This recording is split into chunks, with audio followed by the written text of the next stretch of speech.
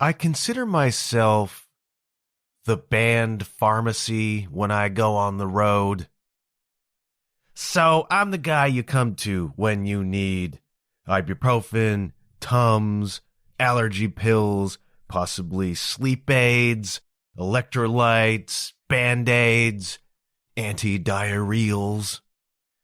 I'm the guy you come to for that. And so as I was putting together my little medicine kit for the whirlwind fly-in to Sweden for fresh breath last week, I thought to myself, surely in 4 days, nobody's going to need cold meds, right? Surely nobody is going to need cold meds. Well, try to guess who woke up with a sore throat on the third day. Yeah, buddy. So I'm working with a cold. I'm working with a bit of jet lag.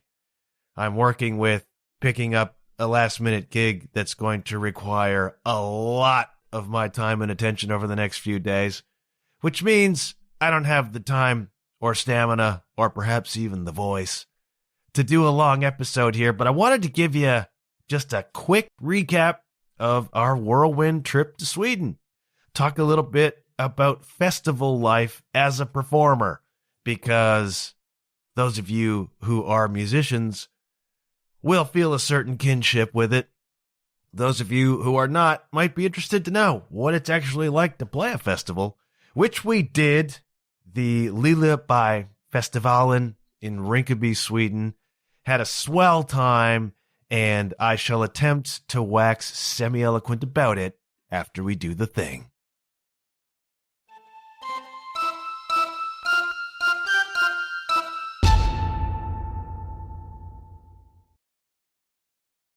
What happens when you play a festival is that you are at a lot of mercies.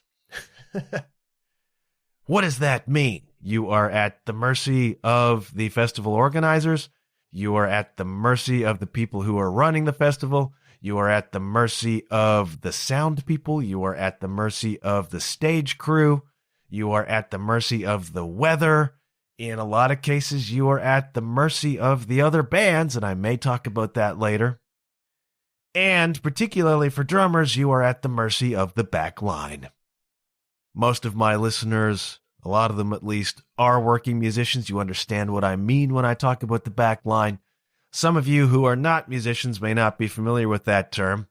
Here's what it means. When you go to a festival, particularly a festival of a certain size, a lot of the gear that you see on stage is rented by the festival and supplied for the acts who are playing. That is the amps, bass cabs, all of the speakers, all of that stuff is supplied by the festival. It is backlined. And that includes, most of the time, drums. And as the drummer, you are very often at the mercy of the backline. So you get signed to play a festival. One of the first questions is it backlined? Yes, it is. Okay, can you send us a list of what the backline equipment is? So we have some sense of what we're getting into. For guitar players, for bass players, it's not usually a big deal. It's like, what amps are provided? What can I plug into? Okay, that'll work great. And they will get their sounds through their pedals, through whatever it is they do with their instruments. They'll bring their own instruments and they will play them. Drummer very rarely has that luxury. Sometimes a drummer does, and at big festivals, yeah, and I've seen this with my own eyes, and it's pretty cool, where at a bigger festival, you go backstage, and there will be a row of drum kits set up on risers on wheels. They'll be set up, they'll be mic'd, and they will be just one behind the other, like planes on the runway, right, waiting to take off. Very, very cool. And when each band is done, they'll roll the drum kit off the stage, they'll roll the next one up. If you're playing at a certain level, that's kind of the way it works. If you are Metallica, you're not playing a backline drum kit. You're playing Lars's kit because you're Metallica and that kit is part of the brand. That kit is part of the show. If you are Danny Carey, you're probably not going to play a 4-piece backlined drum kit because you need more gear than that. And drummers at a certain level can just say, look, I'm playing my own kit. Period. Because I am who I am, and it's part of our show, and it's part of our band, and I'm just playing my own gear. Live with it. And that's the expectation at probably Lollapalooza, let's say, or big festivals like that, Coachella. Yeah, the band's bringing their own gear, and that's fine. You reach that level, you can do that. And I have played and seen festivals where, yeah, the drum kits were lined up out back, on the stage, backstage. That's a really, really cool thing to see. And sometimes I think it's just a requirement of an endorsement. Sorry, Jack, I got to be sitting behind a Tama drum set or a Pearl drum set or whatever. It's like it's part of my endorsement package. This is what we're doing. Okay, fine. But at smaller festivals, at most of the festivals that I have performed at, all of that stuff is backlined, and it's backlined for reasons of expediency. Festivals run on an extremely tight schedule. And so one of the easiest ways to facilitate that schedule is to have all of the gear on stage. The next band just comes up and plugs into it. Fast changeovers. A lot of times you only get 10, 15-minute changeover. One band exits the stage, the other band comes on, has to set up their gear and go. Okay, if we've got everything on stage already, people can just plug in, drummer can throw up their own cymbals, their own pedal, their own snare if they like, and away we go.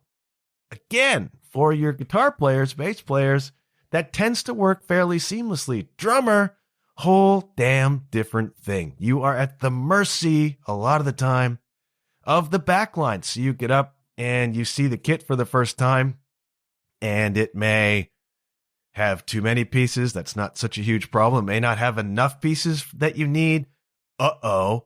Or it's just set up at wonky angles, or things are set too high or too low. Things are in the wrong place. They don't have enough stands. A lot of time you just don't know what you're walking into, and you have to somehow make it work. It's like if the guitar player walks up on stage and they hand them a guitar with 4 strings on it, or a guitar with 7 strings on it, and says, here you go, make it work. And I know guitar players who could, but it becomes a real challenge. You cannot play comfortably. You cannot play in the zone when the gear upon which you're playing is not right. And drummers run into this all the time. If you are just starting out as a performing drummer, get yourself ready to be versatile. Get yourself ready to be spending a lot of time playing gigs on drums that are not your own, whether that's a 4-band night somewhere and one band is supplying the drums. It's like, okay, you've got to play that kit. However it is set up, however it is tuned, you got to play it. No choice. You don't have enough cymbal stands, suck it up. You're going to have to make it work. The snare drum is too low. You don't have time to adjust, or if you adjust, you are obligated to put things back the way they were. A lot of times, drumming is a real adventure because you're not on your own kit. A lot of the time, you're not on your own kit, especially at a festival of this kind of level.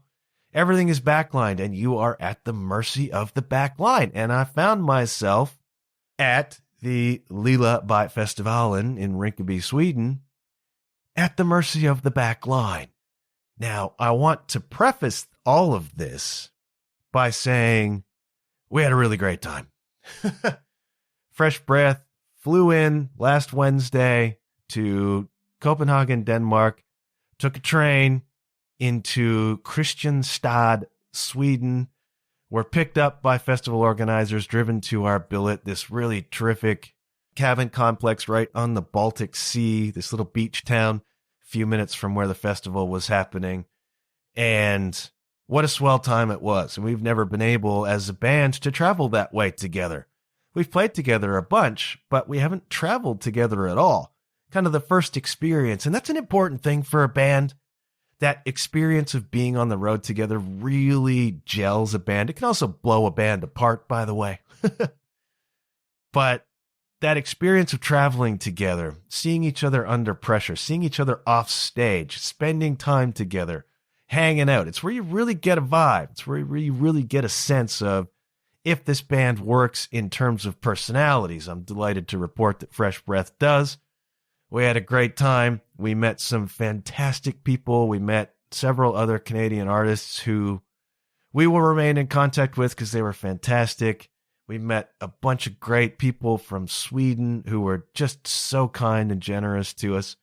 We had a swell time, and we're really honored to we won a contest, the North to North contest, which is this interesting cultural exchange between Sweden and Canada. And they chose 3 Canadian acts to go over and play at this festival. Fresh Breath was the winner, I suppose, officially of the contest. Terrific fiddle player, Irish Millie, and her dad, Murray, were also on the list. And Danita Large, Danita and her band, and everybody terrific, fantastic players, fantastic talent, amazing representatives of Canadian indie music. And we had a really, really great time meeting those people, playing with those people. And so what I'm about to say about the backline is going to sound like a series of complaints. It's not meant to. All right. And it's in no way a complaint about the experience or the opportunity. It was fantastic. We're really honored and grateful to have had that chance. And we had a really, really terrific time. This is more instructional. Now, this is really aimed at you drummers out there who may be just beginning to embark upon playing live. You are going to be, in a lot of cases, at the mercy of the back line. And I was. Now, the way this festival works is there are 2 big main stages out in a field. And then there was the Canada Land bar stage. So there was a barn on this property that had been converted into a really, really vibey, cool venue. Really, really cool. And so we had a main stage slot, terrific. And we also had a Canada Land bar slot. Cool. Fine. And so all of those stages were backlined, as one would expect. Fine. Normally, if you're playing a festival, you would bring your breakables. For those of you who don't know what that is in terms of drumming, breakables is cymbals, snare, kick pedal, stuff that breaks. Bring your own breakables so you don't break anybody else's breakables. That's fine. I'm traveling from Canada to Sweden. Not easy to bring that stuff. It's possible to do. It's a pain to do. It's not easy to do. It can be expensive to do. And so we had arranged with the festival that stuff would be supplied for the people coming in from Canada. Very much appreciate that. In theory. In practice, somewhat different. And again, this is not a complaint. This is a lesson. This is a lesson for all you drummers out there and some of you other musicians too, in terms of just perspective. Because a lot of festival life will try your patience. A lot of this will try your professionalism, and it becomes kind of a crucible. You know how I talk about crucibles. Playing a festival can become a crucible for your patience. It can become a crucible for your professionalism, especially if you arrive at said festival jet-lagged, tired, cranky from traveling, and you know, if you've been listening to me, that I don't sleep well on the road. If I'm out on a 6-week tour, it takes me 2 weeks to start sleeping, and I can become quite an impatient, irritable human being by that time. I try very hard not to let it show, but inside it can eat away at you. So you show up at a festival in a strange country, jet-lagged, tired, pumping out adrenaline, and that's cool, but walking into a lot of unknowns. And a lot of life as a working musician is walking into unknowns. You got to keep them cool. You got to keep yourself cool. As my pal Howie says, never let him see you sweat. That dude has been a tour manager and a guitar tech on tour for a lot of acts you would know. Never let him see you sweat. It becomes this game of patience and professionalism, and you really do need to turn it into kind of a quest, into kind of a challenge, and backline can be a big, big part of that. Now, I'm grateful that there were backline drums provided. That's cool, but sometimes you just get into situations where, how are we going to accommodate this? What are we going to do? So in the Canada Land bar, there was indeed a drum kit set up there. and no throne. There's no stool. Okay. Are there cymbals? Sort of. There was a ride cymbal and a set of hi-hats. No crash cymbal. Oh, okay. That's not ideal. An ancient kick drum pedal. And that can be fine, but, a little bit wonky. And I'm like, okay, we're getting into a kind of wonky backline situation here. Now, there's two things you can do. Probably more than two, but there are two primary things you can do when you sit down and realize you're into a wonky backline situation. One is you can do your diva thing and you can get pissy about it. And if you are jet lagged and tired and in unfamiliar circumstances and a little bit anxious, pretty easy to get pissy about it. And I think you're allowed to. But this is where your professionalism must override the pissiness. Not easy, it becomes an experience thing. So I'm sitting down behind this drum kit and I'm like, okay, we don't have the cymbals I need. We don't have a throne. This kick pedal is a little bit wonky.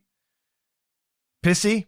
A little, because some stuff was promised to us and didn't seem to materialize. But okay, let's override that with professionalism. We've been here before. We have sat behind wonkier drum kits than this, and then it becomes the game. The game is, how can we make this sound good? How can we make this work? And you flip this from a situation where you're annoyed into a situation where, ooh, this is a challenge. How good are we, kids? How good are we on the fly as a drummer? How experienced are we? How professional are we? How can we make this work? Okay, so I'm thinking about how do we make this work? There's a band playing before us on that stage. Jazz band from Sweden. Great band. Really good players playing that kind of cool jazz stuff. Okay, cool. I'm watching all this happen. I'm calculating what I'm going to do here. I haven't even really sat behind this kit yet. I've just sort of got the lay of the land. Jazz band finishes, and the guitar player from Fresh Breath, Brett, had spoken to the drummer from that band about, hey, maybe can we use your cymbals? That's a really dicey thing for me. I'm very cautious about imposing upon other drummers because I don't like being imposed upon. Now, if another drummer comes to me and asks if they can use my stuff, yeah, 9.5 times out of 10, I'm going to say yes, because that's just the brotherhood. That's just the drummerhood. And you help people out. I played a gig last weekend where I was backlining the kit, and a drummer from one of the other bands showed up with no kick pedal. Normally you would bring your kick pedal. He didn't. Yes, you can use my kick pedal. Or I've played on shows where the drummer's playing and busts a snare drum head.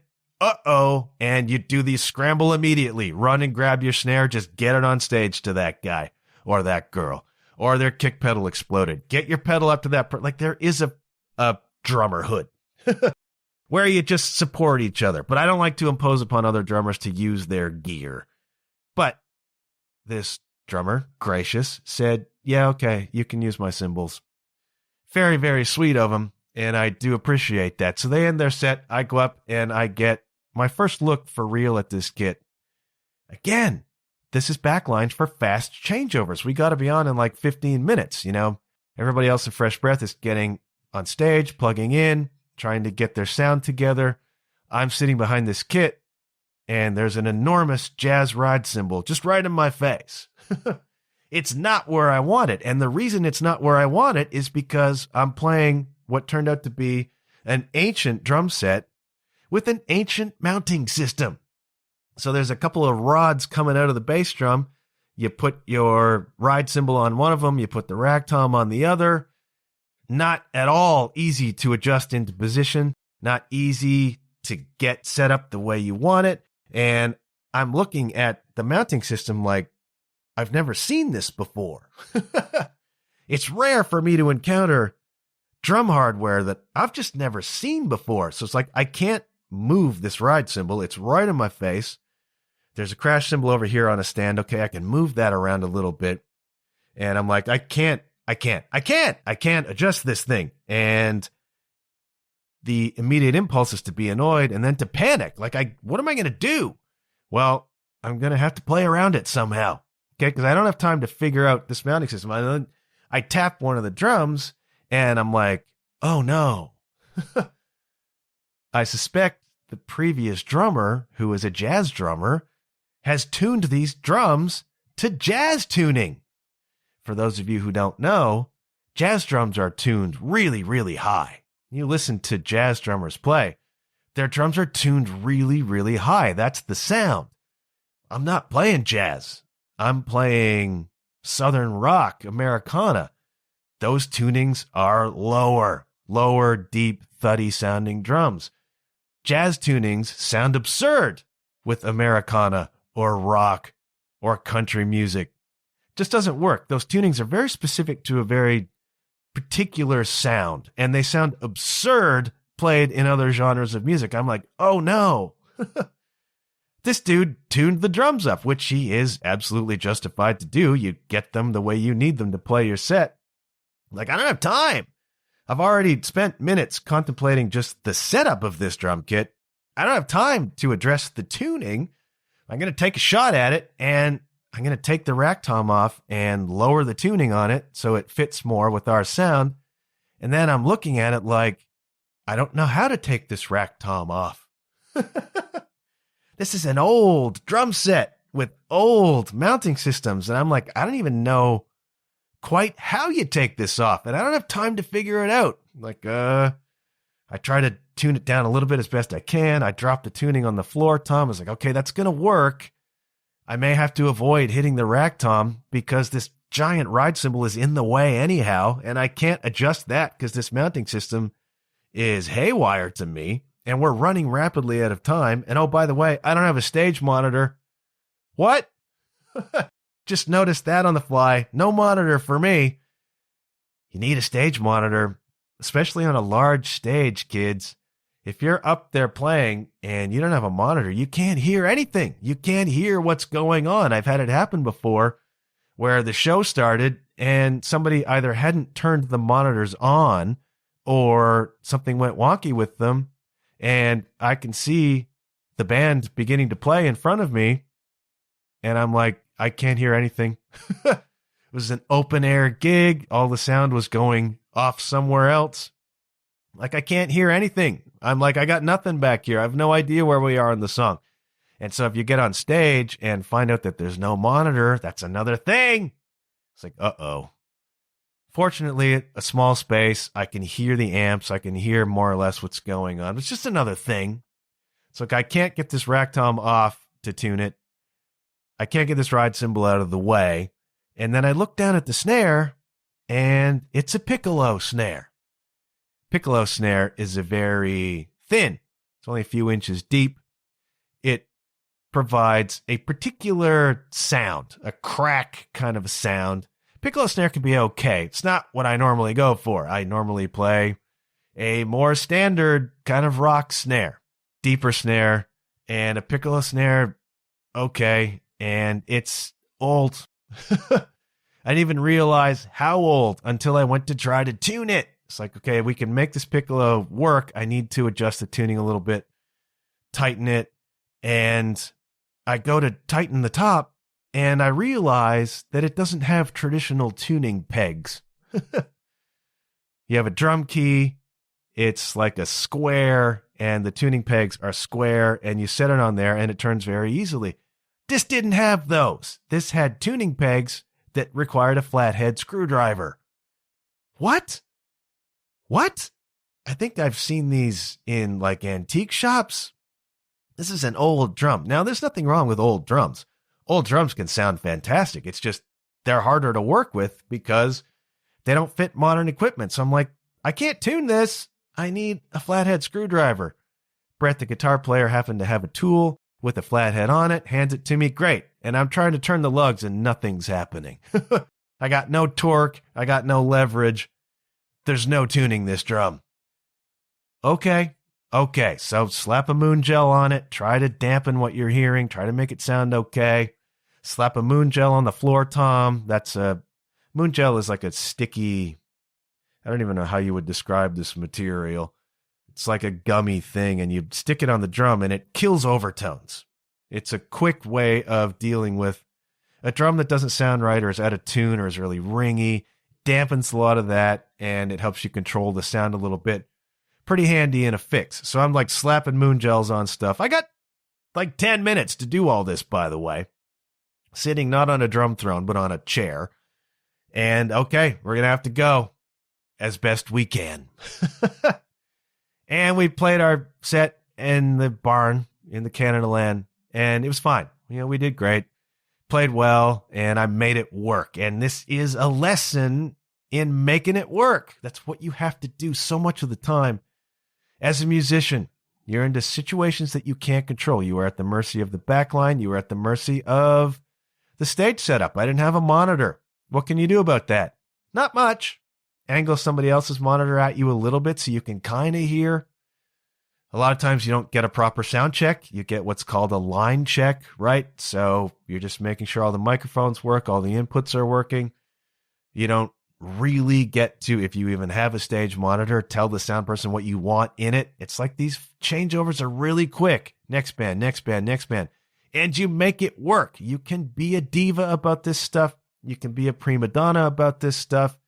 Raise a stink, cause trouble, kill the vibe, and this is where your professionalism gets tested. It's like, okay, this is not ideal. This drum kit is not ideal. This gear is not ideal. This setup is not ideal. No stage monitor is not ideal. Can you make it work? That's where it becomes, if you look at it properly, that's where it becomes a game. It's like, okay, can I make this sound good anyways? Not easy to do, and it takes a little bit of experience. I'm fortunate that I've got some, and I can look at the situation and go, okay, here's the positives and negatives. Here's what I'm going to have to do. Here's how I'm going to have to adjust to play our songs well enough that we get away with it on this equipment that is not ideal. So we did that, and then it's fine. And then there was a really great cat called Vance McKenzie. Vance is one of the organizers of the North to North competition, and so he was there in that capacity, but he is also a performer. He's been around a long damn time. He's got kind of a Motown thing going, a James Brown thing, kind of a Prince thing. Fantastic dude, very experienced, and it turns out a terrific performer. And they said, Vance, we want you to do a set. And he's like, my band is not here. I can't do a set. I haven't got my guys. They're like, we want you to do a set, Vance. And so, pro that he is, he's like, okay, you guys are going to play with me. Ken the Zen on bass, me on drums, Anthony from Danita Largest Band is going to play, Brett from Fresh Breath is going to play. It's like, you guys are going to play. Okay, what are we going to play, Vance? I don't know, just follow along. Whoo, that's heavy. That's heavy, especially with an experienced cat like Vance. This is a guy who knows what's up, has played with a lot of people all over the world. Very experienced player. It's like, I don't want to let this guy down. My professionalism, my ability is going to be tested again here because this guy knows what's up and he's cool about it, but it's also going to be demanding. And you don't want to let a guy like that, you don't want to let anybody down, but especially in that circumstance, you want to show up, right? It's like, okay, I don't know what we're going to do with Vance, but this drum set, the way it's set up, ain't going to work for me. So I had a little more time. Thankfully, I had more time to adjust. Now, the jazz drummer took his cymbals away. Okay. Which means I'm working with just a ride cymbal and hats. All right, not ideal, but can we make it work? And I figured out how to take the rack tom off. That's a good start. And I tuned it to where it sounded really good, and then I tried to put it back. It doesn't work with the ride cymbal being in the way, and this rack tom doesn't sit properly. It's like, this is not going to work for me. I need more space. I need my ride cymbal where it needs to be. Now, you know as well as I do that my preferred setup is a 3-piece. Kick, floor, snare. Very minimal, very simple. That's how I like to play. That's how I like to set up. Don't often get to play that way because I'm playing people's music that's been recorded with a rack tom, and I need it there. The rack tom is the one that sits up top, on top of the snare drum. For those who don't know drum sets, It's not my preferred thing. Ken the Zen says, why don't you huff it? Why don't you do the Johnny? Why don't you just get rid of the rack tom, go 3-piece? And I'm like, yep, Ken the Zen, once again, you're right. So I took that tom off altogether. And then I'm like, I'm going to put my ride cymbal on the cymbal stand that no longer has a crash on it because there ain't one. Going to put that where I need it. I addressed the tuning on the floor tom, got it dialed in a bit. And I'm like, okay, I'm still working with this piccolo snare that I can't do anything with.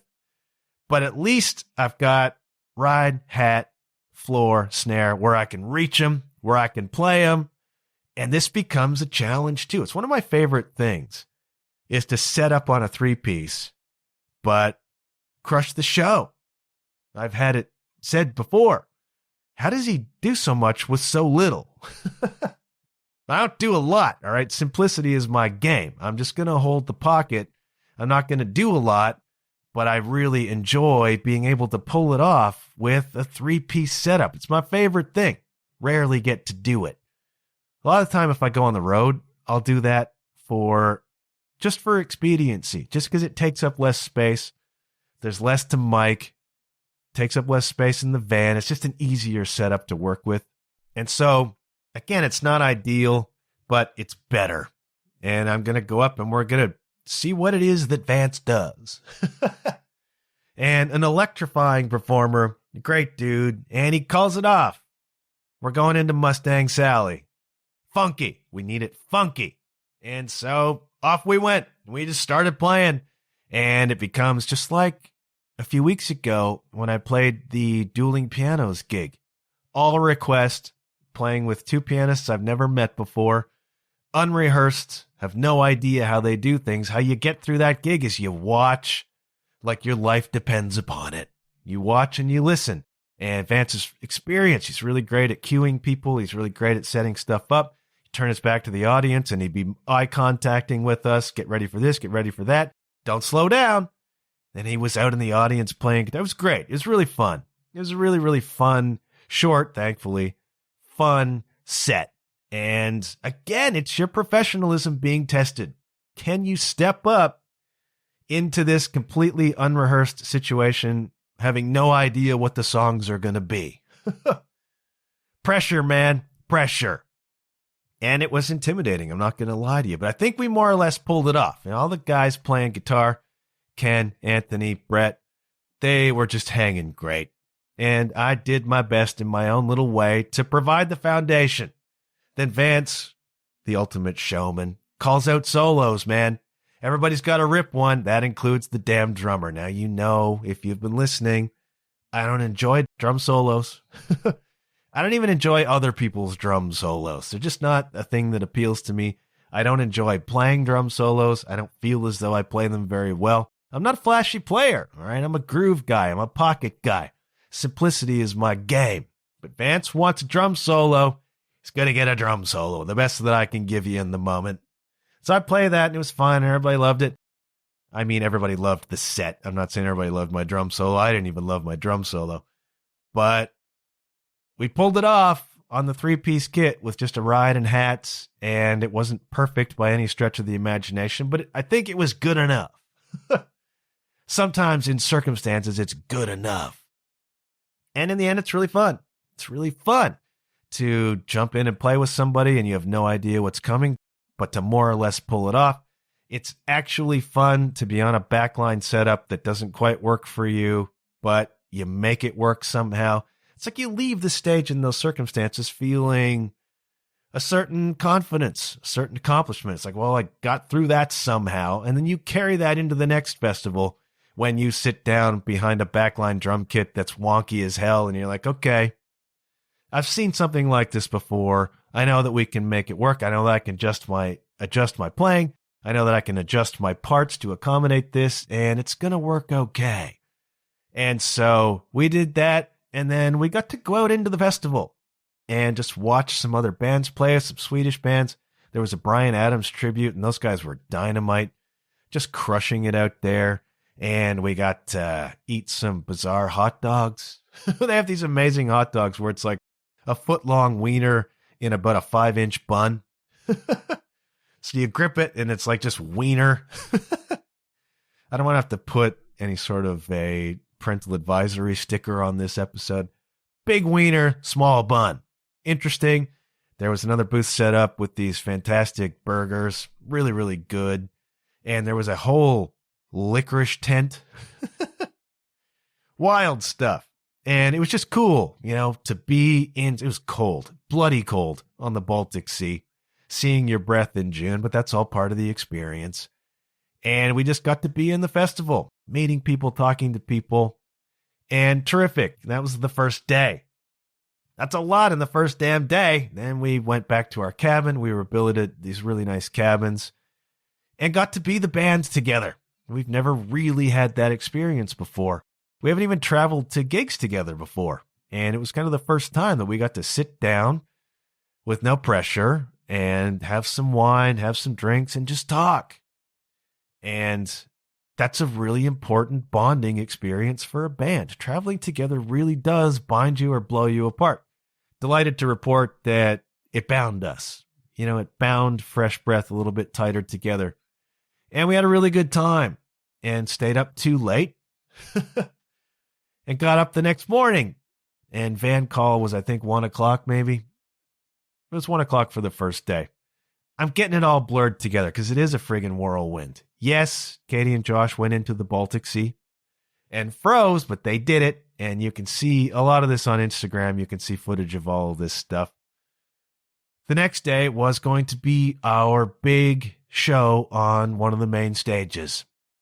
Ostensibly why we were there, to go and play that stage and have that experience. And that's when you find yourself at the mercy of the weather. We have heretofore been at the mercy of the organizers, been at the mercy of the backline, been at the mercy of the stage crew, managed to get ourselves through it. The next day we're at the mercy of the weather because they're calling for rain all damn day. And I'll tell you straight up, a lot of the time it did rain that day. And it comes with bizarre consequences. A, it keeps people away. B, it's like, are we going to be able to play? Because rain splashing down upon electronics, not a great situation. Right? You have to close a stage that's wet. It's not safe to play it. It's like, are we going to have to move it indoors? Are we going to miss our main stage shot? And then we had the gear stored in a gear trailer backstage that we didn't know until some hours later was leaking. Oh yeah, kids, the gear trailer leaks. And so Brett had gone back to the trailer to look for something. And then we get the frantic message, guys, the trailer leaks, the gear is soaked. Most of the guitars are in hard cases. It's not the end of the world, but pedals, the electronics, were in soft cases, and those soft cases are soaked. And so we're doing the mad dash across the compound in the mud, in the rain, to go rescue the gear and see what we're getting into. Are all of our electronics soaked? Are they going to blow up? This is just another layer of the pressure. The pressure and the variables and the unpredictables that you've got to deal with. And so people are ripping their gear out of the soft cases, trying to hang the soft cases where they can dry. They're trying to dry off their pedals, Ken's Helix, all this electronic stuff that if we plug it in and it's wet, is going to be a real problem. It's just another layer of, we don't need this right now. Because we're still jet lagged, because we're still tired. I didn't sleep the first night. I barely slept the second night because that's me on the road. And now we've got to deal with this potential gear crisis. And it's raining. And so we're doing that and we're doing our best. And at the same time, we're there as part of the Canada crew. And so we are doing our best to be out in the festival meeting people, supporting the other acts, Irish Millie, Danita. We're out there trying to be part of the gang too, while also dealing with this impending gear crisis. And so we do the best we can with that. And then we're spending, like we were at that festival the whole day. We didn't go on until after 9, but we're there all day being part of the group. Takes a lot of energy, right? Takes a lot of your mental capacity, your brain power, your energy to be meeting people and talking to people and being visible and supporting, knowing that you've got a show to play later. Puts a lot of demand on you. mentally, physically, and you're tired and jet lagged already, again, it tests your professionalism. Can you, under these circumstances, questionable weather, gear got soaked, tired, can you keep your professionalism together? Because it's so important, especially on a festival like this where you are meeting industry people, where you are encountering new people who may be connections. You can't be a band of divas. You can't be a band of jerks that raises a stink about stuff. You've got to demonstrate your professionalism. In this case, to roll with it, to go with the flow, to keep your spirits up, to deliver still when the time comes. And so we're watching the weather. Early evening, it begins to clear. Thank Odin for that. Odin's Norse. That doesn't work at all. The weather's beginning to clear. That's great. It looks like we're going to be able to do our main stage thing. And so time goes by and it's becoming time for a fresh breath to get set up. The way this worked, it's very slick. 2 main stages. So as one band is performing on one stage, another band is setting up on the other. That again means very quick turnover time, but at least you've got better part of an hour to get yourself ready and get yourself set up. And so, are there cymbals for the backline on the main stage? We're back to being at the mercy of the backline. Backline drum kit was fine, mic'd up. I had heard other people play it, sounded good, terrific, no problem. There was a throne, fantastic. Are there cymbals? Nobody's quite sure. Earlier in the day, because we'd been through this now, we're inquiring as to, do we have the gear that we were told would be here? Nobody's quite sure, but leave it with us. And we're like, okay, be professionals, roll with it, keep your spirits up, don't cause a problem. Eventually, some cymbals showed up, terrific. Put them up, these will work fine. And I sit down on the throne behind the drum kit, and I hit the bass drum pedal, and 9. Nope, bass pedal doesn't work. And I take it off, and I've never seen this brand of pedal before. I've never seen this style of pedal before. It's really wonky. There's a bar, and part of the cam that moves the beater forward and back is catching on that bar. It's not working. I call over a stagehand, and I'm like, bro, pedal not working. And we're looking at it. It's wonky. It's falling apart. And here's where my professionalism began to be tested. Because we got like 2 days of no sleep. We got jet lag. We got unfamiliar circumstances. We got the whole odyssey with the backline kit in the Canada Land bar. And I don't need another equipment issue. This kick drum pedal doesn't work. And we're going on soon, you know? Like, okay, what do we do about this? The stagehand takes the pedal away. Somebody else, I think it was Vance, went and got the wonky pedal from the bar to bring it over just in case. Like, it's not a great pedal, but at least it functions. And I'm just breathing. And I'm like, okay, we're going to be a pro about this. One way or the other, we're going to have a kick pedal. We got all the other gear. Let's pull ourselves back down here. Let's breathe. Let's be a friggin' pro. We need to crush this performance, and we're not going to let our band down. We're not going to let the festival down by being in the wrong headspace going into this performance. A little while later, stagehand comes back. Pedal seems to be fixed. Okay. And I hook it up, and it seems to work. And I got the other one beside me as a backup. And if I got to swap them out partway through the show, I will. We're going to be okay. Everything's set up. The weather's okay. The other band, the band before us, is playing on the other stage. And they are a popular band from Sweden with some reputation. There's a lot of people gathered around them. Okay. And then your professionalism gets tested again because they are a popular band from Sweden and maybe they get a little bit of license. They're going to do encores. Okay. Problem is that when you're on a festival, as I said, everything runs on a very tight schedule. And what happens is not one band runs over time and then they push back every other band's set so that they can still play. What happens is a band runs over time, it cuts into the next band's set. Most of the time, what that means is it cuts into the next band's set. So we have a 40-minute set, and we're watching the band before us do encores running 15, 20 minutes over time. That is, most of the time, a cardinal sin of being on a festival. You just don't do that because you know you're taking another band's stage time. We flew from Canada for this set, and we're watching it begin to disappear. So we're sitting on the stage waiting to play, and we're, 15 minutes past our start time. We only get 40. We're down to 25 now. And we're like, okay, we're going to cut these songs, and we're going to adjust this to accommodate. Again, you got to be a pro. You could get pissy about it. You'd be justified in getting pissy about it, but we're like, no. We have gratitude for this opportunity. We have gratitude for this experience.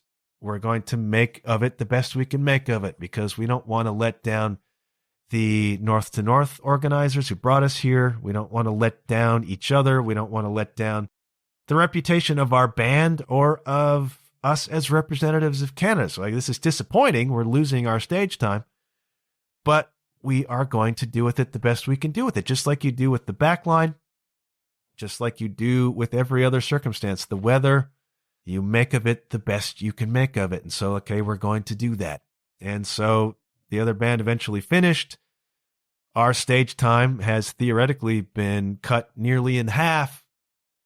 Disappointing, but ladies and gentlemen, put your hands together for fresh breath. And we kick into it and we play. And we had adjusted our set for the time. And we played right up to the last second of what we were allotted to play, 25 minutes maybe. And thank you very much. And then, as luck would have it, luck or providence, the band on the other stage that was supposed to play after us was not ready. And they were the last band of the night, I think. They're not ready. And so, can you guys fill a little more time? Yes, we can, because we cut 2 or 3 songs from our set. We're going to pull those out and play them. So in the end, we wound up getting to play all but one of the songs we intended to play anyways. We played really, really well. I want to give a shout out to Josh and Katie and Brett and Ken for just being total pros. Just being total pros, especially Josh and Katie being the representatives of the band, being the liaison for the band. A lot was required of them. A lot was demanded of them in terms of their energy and their time. And they just handled it all like the pros that they are. Katie delivered a stirring "O Canada" at one point, and they're just super pros. And there was a lot of circumstance that was thrown at them that was really, really tough. The demands on their time and energy, the gear getting soaked, the whole stage time thing with our time being cut. And they just went through all of that with such grace and such fluidity, such professionalism. And I know it reflected well upon the band. I know it reflected well upon the Canadian contingent for this festival. And my hat is off to all of my bandmates for helping me with my gear situation. Everybody pitched in. It's like, okay, what can we do? How can we make this work? Who can we talk to? And we all supported each other. And the other bands that were on this, who came from Canada, Irish Millie, Danita Large, all of their bandmates, were just really, really supportive, all of us of each other.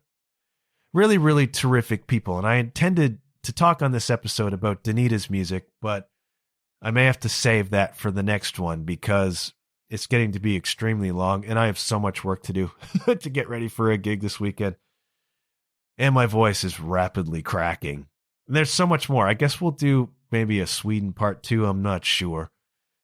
I make it sound as though it was a nightmare. It wasn't. All right. This is just life as a musician, and that's what I'm trying to convey here. Sometimes you will find yourself in difficult circumstances that are hard to navigate, require quick decisions, require accommodation, require you to hold on to your professionalism. And it's almightily important that you do. All right? You do not want your reputation besmirched. You do not want to be a diva. You do not want to be a band that's difficult to work with. You want to be a band that can accommodate circumstances, because you will have to accommodate circumstances. Even if you're playing your own gear on your own time, You will have to accommodate circumstances.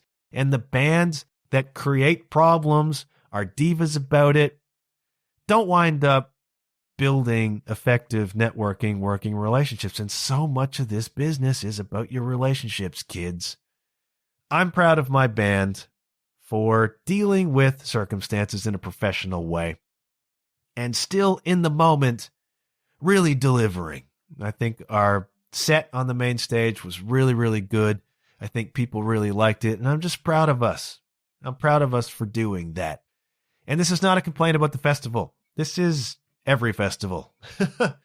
There's a lot of moving parts to a festival, and you've got to be able to slot yourself in, be a positive presence, be a problem-solving presence. And I think we did that. And I want to just say thanks to Sandy Graham, to Lisa Hart, to Vance McKenzie for giving us the opportunity to go and play that festival. Super supportive of us, and we just really, really appreciate the opportunity they gave us. And we had a great time. I talk about some of the problems we encountered only as an instructional exercise. These are some of the things you may run into, and this is how you're going to need to learn how to deal with them. But we had a great time. We had a great time with the other acts that we met. Really terrific people, really terrific players.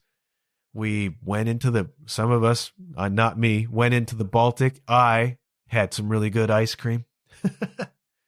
Sweden was fantastic. We didn't get to see much of it. We're only there for a few days, but it's just so cool to be back in Europe. It's so cool to have the experience of going and playing in another country and just meeting people and seeing stuff. Sweden is beautiful. We hope to get a chance to go back there. Want to see more of Denmark than we did just from outside of train windows. And it was a really wonderful bonding experience for the band Fresh Breath. It's a real honor. It's a real honor to have won that competition and to have had the opportunity to go there and play. And I make it sound as though we didn't have a great time. That's not the case. We really did. We had a swell time. We had a great time performing. We had a great time meeting other performers, supporting them, repping Canada. And yeah, we ran into some problems that needed to be solved. And this episode is just, yeah, you're going to. Out there playing in the world, you're going to run into problems like that. And this is the attitude with which you need to approach them. How can we make this work? How can we make this work in such a way that we can still be our best or close to it, where our reputation is enhanced, and where we come away saying, yeah, we did it. We kicked ass. And I think Fresh Breath comes away from the festival feeling that way. And that is down to the experience and professionalism and attitude of the people in the band. And it's just my honor to be one of them. So, yeah, terrific time in Sweden. Really, really fun. Would 100% do it again in a heartbeat. And I got to go because my voice is cracking. This is way too effing long for the time I have to edit it. Thank you ever so much for listening. Good things happen when you put yourself out there, kids. I'm going to be announcing a contest soon whereby you can win one of my Semi-Eloquent mugs. I don't have time to talk about it now. Suffice it to say, ratings and reviews on Apple and Spotify are most welcome. I want to thank you for listening. I want to thank you for your support. I'll perhaps talk more about this next week if I have a voice left with which to talk about it. Thank you ever so much for listening. And I will be back next week with something. In the meantime, go listen to Danita Large. Go listen to Irish Millie. Go listen to Fresh Breath. And do take care.